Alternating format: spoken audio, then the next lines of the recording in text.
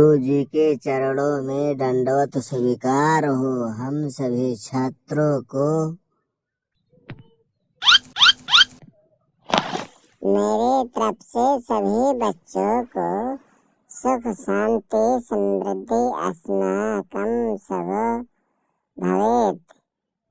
सभी बच्चों को मेरी तरफ से शुभकामना है कि सब बच्चे खुश रहें, मस्त रहें, व्यस्त रहें, पढ़े लिखें और जीवन को सुखमय मंगलमय बनाएं। आगे चलकर उनको भविष्य और उज्जवल बने। अपने जीवन को ऊंचे रास्ते और नई मंजिल तक ले जाए, जिससे जीवन में रोशनी और प्रकाश उत्पन्न हो। सभी को नया जीवन, नया सवेरा, नई जिंदगी प्रदान करे ईश्वर। यह मेरे तरफ से सभी बच्चे को सुख शांति प्रत्याशा हृदय पूर्ण परिपूर्ण हो। गुरु जी हम सब लोगों को एक ऐसी कहानी सुना दे जिससे हम लोग मस्त रहें, व्यस्त रहें, हंसते रहें और ऐसी कहानी सुनकर जीवन भर खुशी ही खुशी अपार आती रहे। हम लोगों को सर जी सुना दीजिए ऐसी कहानी जिससे हम सब लोग हमेशा के लिए खुश रहें और आपके समकक्ष रहें तो भी, ना रहें तो भी, रहें तो कहानी सुन करके और ना रहे तो कहानी सोचकर हम लोग हमेशा मस्त रहें। जीवन में आपको कभी ना भूले। यह हम सबको आप सर जी ऐसी कहानी सुना दें ताकि हम लोग हमेशा आपको याद रखें। सुनिए बेटा, आज हम तुम सबको कहानी ऐसे सुनाने जा रहे हैं जो मूर्खों की दुनिया में कार्टून का आज महत्व है। पहले मूर्खों का महत्व था, आज कार्टून का महत्व है। कार्टून कॉमेडी उसी को कहते हैं मूर्खों की दुनिया। मूर्ख की बातें सुनकर लोग हंस पड़ते थे, ऐसे आज कार्टून और कॉमेडी सुनकर लोग हंस पड़ते हैं, सुनते रहते बार बार। उसी के ऊपर आज को हम कहानी सुनाने जा रहे हैं। और सुनिए, आप सभी स्कूल के छात्रों, कॉलेज में आज इस कहानी को सुनिए और इससे मनोरंजन और आनंद लीजिए। हंसते रहें, मस्त रहें, व्यस्त रहें। एक समय की बात है, वो भी बहुत पुराना समय था।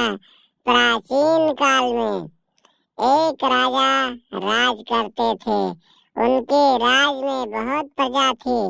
प्रजाओं की संख्या अधिक होने के कारण उसमें कुछ मूर्ख भी रहते थे। राजा ने कहा, इनकी शिक्षा क्यों ना ली जाए। एक बार मूर्खों की एक सभा बुलाई और मूर्खों की सभा में पहला काम दिया, सभी लोगों को मेरा काम समय से करना ही होगा। मूर्खों ने कहा, हाँ, हम क्यों नहीं कर सकेंगे। कहा, तो ठीक है, जाइए हमारे बाग में देखिए, खजूर पक गए हैं और खजूर को पूरा तोड़ कर लाना ताकि कोई दिक्कत ना हो। मूर्खों ने हंसते हुए कहा, हाँ, हम क्यों नहीं लाएंगे। हुजूर जो कहेंगे आपके चरणों में हाजिर कर देंगे। कहा, ठीक है, तो तुम जाओ। सभी मूर्खों ने एक साथ मिलकर चल पड़े। जाते जाते वहां पर कुछ उन्होंने देखा तो कुछ दिखाई नहीं दिया, एक भी खजूर नहीं दिखाई दिया। उसमें से एक मूर्ख ऊपर देखा और कहा, अरे भाई, तुम लोग नहीं जानते हो, वो देखो ऊपर कितने बड़े बड़े खजूर लगे हुए हैं। दूसरे मूर्ख ने कहा, ठीक है भाई, चलो अगर ये कह रहे हैं तो सही बात है, लेकिन इन खजूरों को कैसे तोड़ा जाए? तीसरे मूर्ख ने उत्तर दिया, अरे तुम लोगों को समझ में नहीं आता है, हम पेड़ पर चढ़कर खजूर को तोड़ लेते हैं। चौथे मूर्ख ने तुरंत हंसते हुए कहा, अरे भाई, तुम क्या करोगे? इतने बड़े पेड़ पर कैसे चढ़ोगे? उसने तुरंत कहा, तब क्या करना चाहिए? अगले मूर्ख ने बताया तुरंत, नहीं, सुनिए, हम लोगों को कुछ नया तरीका सोचना चाहिए, क्योंकि राजा ने कह दिया है कि खजूर तोड़कर तब आना है, तो इसलिए अब हमें कुछ नया विचार करना चाहिए। कहा, तो ठीक है भाई, बताओ क्या किया जाए? कहा, अब हम क्या उपाय करें? उसने कहा, कुछ नहीं, हम बताते हैं, इन खजूरों को तोड़ा ना जाए। हमारा विचार कह रहा है कि बढ़ई को बुला लिया जाए। चौथे अगले मूर्ख ने कहा, हाँ ठीक है भाई। तुरंत अगला मूर्ख गया, बढ़ई को बुला लाया और कहा, विचार बना के बताओ। उससे पूछा, ये बताओ, इन खजूरों को कैसे तोड़ा जाए? उस बढ़ई ने तुरंत जवाब दिया, अरे ये तो सबसे आसान तरीका है, इन पेड़ों को काट दीजिए और जैसे काट दोगे पूरा खजूर नीचे गिर जाएगा पेड़ और सारा खजूर तोड़ लेना, राजा का पास जमा कर देना, फिर इस पेड़ को खड़ा कर देना। अगले मूर्ख ने कहा, हाँ भाई, बात तो बहुत सच और अच्छी बता रहे हो, क्योंकि उसमें जो बढ़ई था वो भी मूर्ख था। तुरंत कुल्हाड़ी लेकर, आरी लेकर पेड़ को काट दिया, सारे पेड़ काट के गिरा दिए और खजूर पूरा तोड़ लिए। तोड़ करके पेड़ लगा रहे थे। राजा ने सोचा, भाई इतने देर हो गया, हमारे मूर्ख क्यों नहीं आए? गए राजा देखे और हंसने लगे। कहा, अरे मूर्खो, तुमसे कुछ बाकी नहीं, मेरा पूरा बागीचा नष्ट कर दिया, वो भी खजूर का। अब तुम चलो, हम तुम्हें गांव से, समाज से, देश से, राज से बाहर निकाल देते हैं। उन मूर्खों ने राजा को बाहर निकाल दिया और कहा, तुम जाओ, तुम हमारे राज्य में रहने के योग्य नहीं हो। उसी समय के बाद में उनके राज्य दरबार के बाहर कुछ मूर्ख निवास करते थे। मूर्खों का गांव था। उन गांवों में गए और उनमें भी एक सभा राजा ने लगाई। सभी मूर्ख इकट्ठा हुए। कहा, राजा साहब आए हैं, आज हम लोग बहुत खुश हैं, जो हमारे यहाँ श्रीमान जी पधारे हुए हैं। आज महाराज जी आए हैं।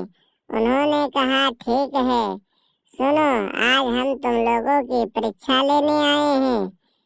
कहा, ठीक है, आप लेने तो हमारे आपकी बहुत स्वागत है।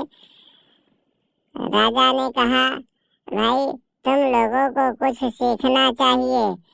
एक मूर्ख ने कहा, हम सब कुछ सीख लेंगे। राजा अपने राज दरबार से ले गए, कुछ चना भुना कर ले गए और वहां पर सभी मूर्खों को बांट दिया। कहा, भाई इसको तुम लोग खा लो। मूर्खों ने कहा, ठीक है महाराज जी, हम लोग खा लेंगे, पहले आप तो खाएं। राजा ने उस चने को खाया तो बहुत अच्छा लगा। उनके साथ मूर्खों ने खाया तो कहा, अरे महाराज जी, ये कौन सी चीज हमको दिए है जो इतना स्वादिष्ट, हम अभी तक नहीं खाए हैं। राजा ने कहा, अरे मूर्खो, क्यों नहीं खाए? आज तो खाए हो। इसका अपने जीवन में ऐसे ही प्रयोग करना तो तुम बहुत सुखी और शांति रहोगे। ये रोग मुक्त है, ये चना बहुत रोग मुक्त है। तुम इससे खुश रहोगे, जीवित रहोगे, स्वच्छ रहोगे, स्वस्थ रहोगे। जीवन हमेशा सुखमय और शांति रहेगा। वहाँ के मूर्खों ने राजा के द्वारा चना लिया हुआ सब खाए और अपने अपने घर ले गए और रख दिए कि अब हम लोग इसे खाते रहेंगे। उसमें से एक मूर्ख बोला, अब तो राजा चले ही गए हैं, हम लोगों को इस चने कर बो करके बहुत अच्छी फसल उगाएंगे। भुने हुए चने को बोएंगे तो इससे और फसल अच्छी लगेगी, जिससे राजा से मांगना भी नहीं पड़ेगा। हम लोग इसे हमेशा खाते रहेंगे, मस्त रहेंगे, ताकि ये हमेशा कम ना हो। सभी मूर्खों ने भुना हुआ चना बो दिया। रोज सवेरे जा करके अपने खेत में बैठते थे और वही उसको देखते रहते थे। 1 महीना हो गया, 2 महीना हो गया, नहीं एक भी चना नहीं होगा।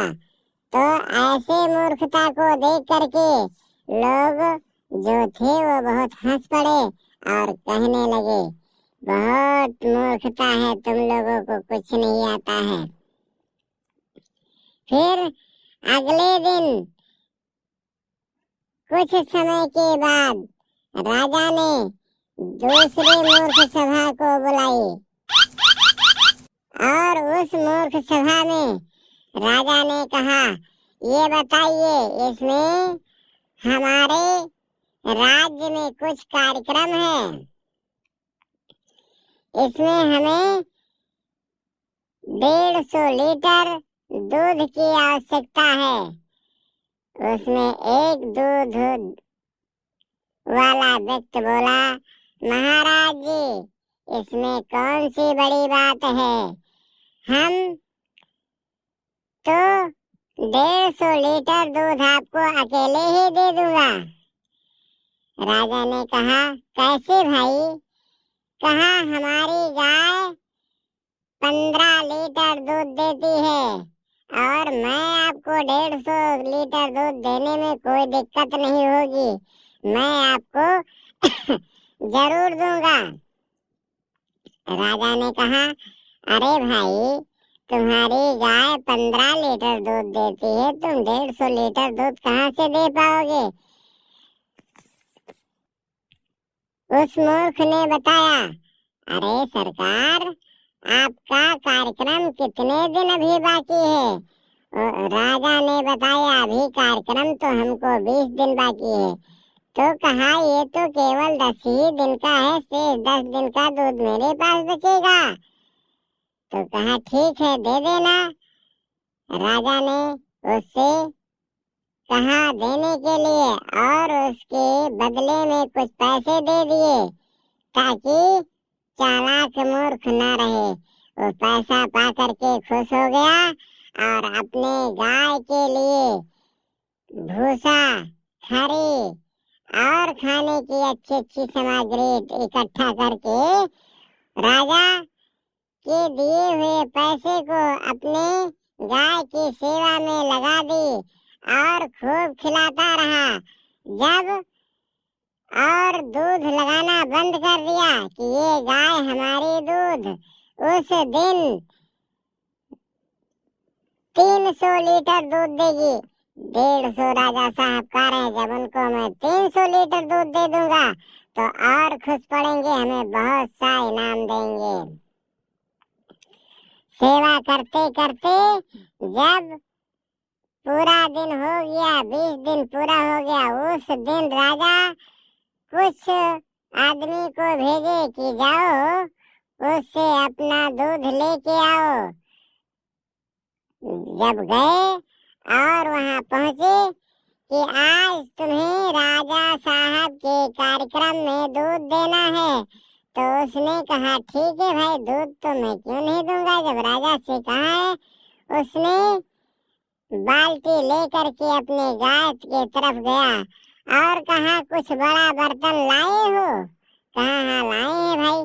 राजा ने, उस मूर्ख ने कहा, राजा के वचनों को क्या मैं उल्लंघन कर सकता हूँ? तो तुरंत उसने ले लिया और कहा, ठीक है, इसका हम जरूर पालन करेंगे। पहले बड़ा बर्तन दो हमें दूध लगाने के लिए। खिलाया पिलाया, गाय के पास गया और जैसे गाय लगाने चला, गाय ने खींच के लात मारी, मूर्ख गिर गया और उसकी खोपड़ी फट गया। तुरंत उसको हॉस्पिटल में भर्ती कराया गया। राजा मूर्खता देख करके चकित हो गए। बताइए, ये अब इसको हम क्या करें, क्या सजा दें? इसकी गाय ने तो पहले ही सजा दे दी और अब हम क्या करें? हमारा कार्यक्रम भ्रष्ट हो गया। अब हमें दूध कहाँ से मिलेगा?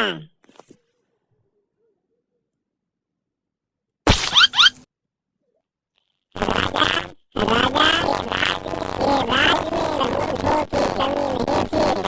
उसी समय उसी राज्य में एक मूर्ख रहता था और वो भी मूर्ख, बहुत बड़ा मूर्ख था। उसने एक समय की बात है, वो अपनी लकड़ी काट कर जंगल से गुजारा किया करता था और एक दिन काटने गया। जंगल में जाते जाते उसको लकड़ी नहीं मिली। शाम होने लगा। फिर सोचा, आज मैं कैसे और क्या करूँगा? तुरंत उसने दिमाग में आया और वो एक पेड़ पर चढ़ने लगा। बहुत मुश्किल से पेड़ पर चढ़े। वही सो हाथ के ऊपर जाकर के बैठा, देखा तो लकड़ी तो काट डाला और लकड़ी काटने के बाद फिर से लकड़हारा नहीं कर पा रहा था और ना करने के कारण, हे महाराज, हे ईश्वर, हे भगवान, आज मेरी सहायता करें, नहीं तो मेरी जान नहीं बचेगी और शाम हो रहा है घर जाने के लिए। अब हमारे बच्चे भी भूखे रहेंगे। तुरंत राजा के दरबार में मैं लकड़ी नहीं बेचूंगा तो हमें सजा भी मिलेगी। पैसे तो मिलेंगे नहीं, उस सजा को मैं कैसे भोगूंगा? आप हमारी सहायता करें भगवान, तो मैं इस पेड़ पर उतर जाऊंगा। लेकिन इतने प्रार्थना के बाद मैं नहीं उतर पाया। फिर लास्ट में कहा, आप मेरी सहायता करें, इसके बदले में मैं 100 हाथ के ऊपर हूँ और 100 हाथियों का बल चढ़ाऊंगा, बलि दूंगा, बलिदान करूंगा। तो ऊपर एक पैर बढ़ाया, दो बढ़ाया, धीरे धीरे उतरना शुरू किया। जब आधे पर आ गया, कहा, हे महाराज, अब हमारी चूक क्षमा कर दीजिए, हम बहुत गरीब हैं और अब मेरे पास 50 हाथ बचे हैं, तो इसलिए मैं केवल 50 हाथियों का बलि दूंगा। फिर उसके बाद में जब 25 हाथ और ऊपर आया, तब कहा, मेरे महाराज जी, अब हमारे पास 25 हाथ उतरने के लिए बचे, इसलिए मैं 25 हाथियों का बल दूंगा। और उसने जब हाथ 10 बचे तो कहा, महाराज, अब मैं 10 हाथियों का बल दूंगा। और जब उसके पास एक हाथ बचा उतारने के लिए, कहा, महाराज बचा है, एक बचा है, मैं वही हाथी का बल दूंगा। और जब उतर कर जमीन में खड़ा हुआ तो कहा, महाराज, आज तो जानते ही, हे भगवान, क्या करूं मैं, क्या करूं? मैं तो बहुत गरीब हूँ और दोनों हाथ जमीन में रखकर पेड़ को प्रणाम किया कि हे वृक्ष देव, जैसे हाथी तैसे हाथ, अब मुझे ये क्षमा कीजिए क्योंकि मैं बलि नहीं दे पाऊंगा। और मैं दोनों हाथ जोड़कर प्रणाम कर रहा हूँ, मेरी चूक क्षमा कर दीजिए, क्योंकि जस हाथी तस हाथ, अब मेरे पास कुछ नहीं बचा, इसलिए मुझे क्षमा करना।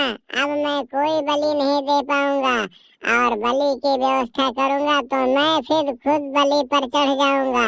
इसीलिए अब मुझे घर जाने दीजिए, और लकड़ी बेचकर राज के दरबार में पैसे ले जाऊंगा, तभी मेरे बच्चे कुछ खाएंगे। क्योंकि कहा, बड़े भाग घर वापस आए, जान बची तो लाखों पाए। सभी दर्शकों से निवेदन है कि आप लोगों को हमारा वीडियो कैसे लगा, इसका आप हमें कमेंट बॉक्स में जरूर बताएं, ताकि हम आप लोगों को अगले दिन नई वीडियो लेकर आएंगे। सभी दर्शकों से निवेदन है कि आप लोग हमारे वीडियो को लाइक करें, सब्सक्राइब करें, शेयर करें तथा देखते रहें, ताकि अगले दिन हम आपके लिए नई वीडियो लेकर आएंगे। मूर्खों की दुनिया में मूर्खों की कमी नहीं है। मूर्ख राज्य में, मूर्खों की दुनिया में मूर्खों की विशेषता, मूर्खों के गुण का वर्णन किया गया है। सभी दर्शकों से निवेदन है कि हमारे वीडियो को शेयर अवश्य करें और कमेंट बॉक्स में जरूर बताएं।